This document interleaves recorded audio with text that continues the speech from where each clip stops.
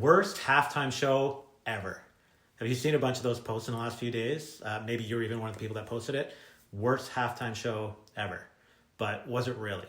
Or did it just come down to whether or not you know and like Kendrick Lamar?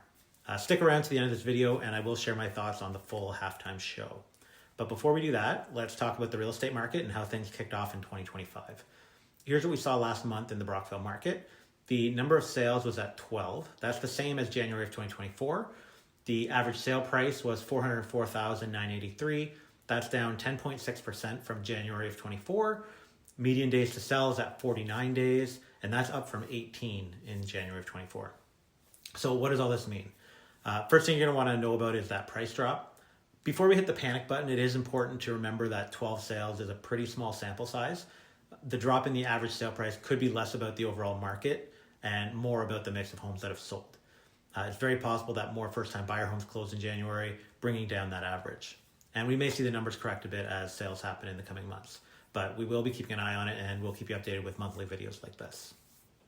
With regards to the seller side of things, homes are taking longer to sell, more than double the time compared to last year. So pricing competitively and ensuring your home stands out is going to be key.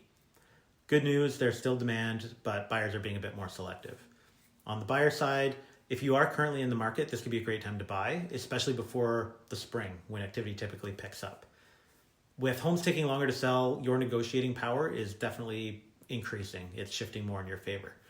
If you've got a home and you'd like a breakdown of your specific neighborhood or home type, send me a message and I'll get you the stats that matter the most to you. Now, what you've been waiting for. So not only am I going to talk about the Super Bowl, but this is also Parent Corner time. So I watched the Super Bowl with my wife, Jackie, and when we saw the halftime show, we weren't exactly impressed. We talked about how it might just be a tough thing for a rapper to command a stage that big in the way that you need to for a Super Bowl. Then Jackie sent a message to our 18-year-old Callie, and guess what? Callie and her friends loved it, which of course immediately made us feel like we were 75, 80 years old.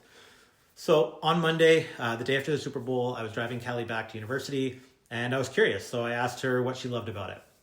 And it turns out there were a ton of hidden Easter eggs in the performance for people who follow Kendrick Lamar and his beef with Drake.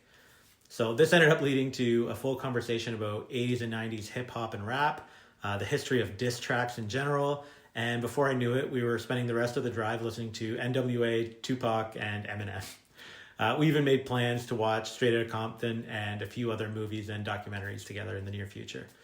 So what did I think about the Super Bowl halftime show? I loved it. Led to an awesome conversation with Callie. And as always, if you're thinking about making a move in real estate, let's chat and put together a plan to make it happen. Talk to you soon.